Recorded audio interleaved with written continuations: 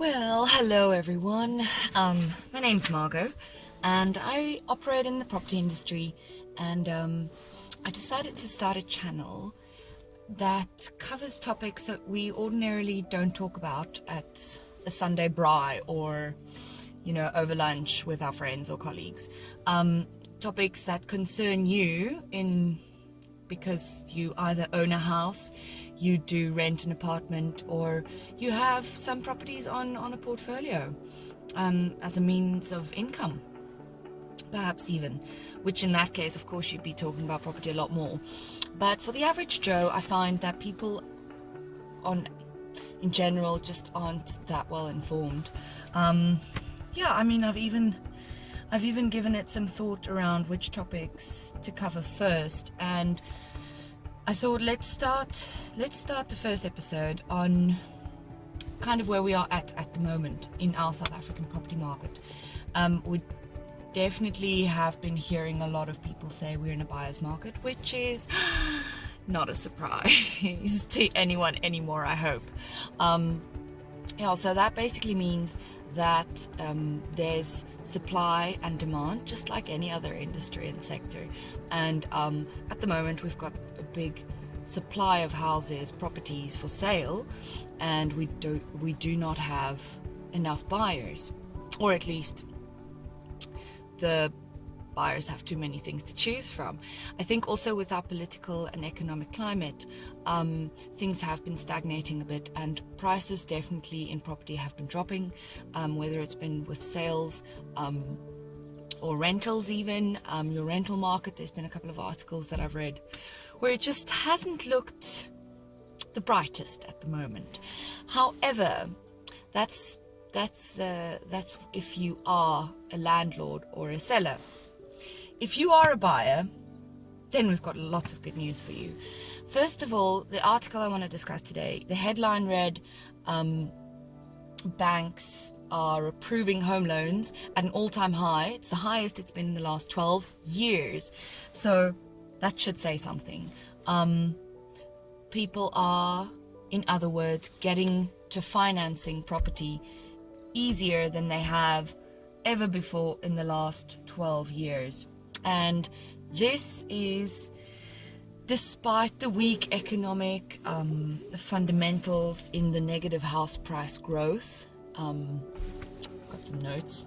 I'll be doing notes lots of the times because I like to just speak freely, and we'll cover topics then, and it'll help me stay on track because I can sometimes diverge a bit, like I'm doing now.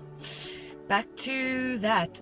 With again, just coming back to that, the negative house price growth. In other words, there hasn't been any growth. If anything, it's been going down. And I'm subscribed to Property 24, where I get notifications one after the next of prices reduced, new houses for sale. If your house as a seller is not priced at a competitive, compelling price, then you are missing an entire buyer's pool who Mr. Seller or Mrs. Seller is now getting qualified even more by banks, because the banks are hungry for their business. And that's what I'm talking about today, is that the banks are seeing this as an opportunity to get new business in, because they know that there's a lot of stock on the market for buyers to choose from. So they need to be able to facilitate these buyers. And funnily enough, statistics released by Uber suggested that about 60% of these buyers are not buying with a deposit, which is actually quite unusual, because technically, we could cover that in the next episode, but a deposit has a lot of value, not just in monetary terms, but in terms of the bank also taking on less risk, giving you a loan and that kind of thing. And having a deposit ready, all I'm going to say for now, is a very good decision in terms of purchasing property at the moment, or any time really. And then another interesting thing was that the average house purchase price flatlined from 2018 to this year, and The other thing to note is that there was also a 0% growth in the average house purchase price for first-time buyers. So first-time buyers are still buying at the same prices as last year, which is great. If you're a first-time buyer, well, obviously get in touch right away. We have lots of stock. But yeah, I mean, you know, there's definitely a clear increase in buyers at the moment, and the way that the banks are reacting only also, you know, is kind of a forecast for us to see that the market is shifting, and prices won't remain down forever, you know, so keep that in mind. We definitely are going to be seeing a rise, but not soon.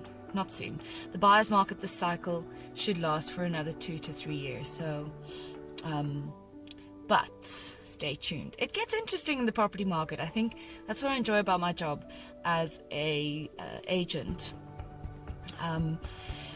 There's so much I can tell you just to make your life easier, and I hope this channel does that. Please also don't forget, you are welcome to send me any questions in the comment section. Do subscribe if you'd like to be notified of new videos coming out. And right, that's all from me for today. And go, if you are a first-time buyer, go! Get your finances in order. The bank's hungry for your business. Start buying property. It is the best investment. You will never regret making that decision. And right, any questions? Post some comments. I'm happy to hear some feedback. Right, until next time.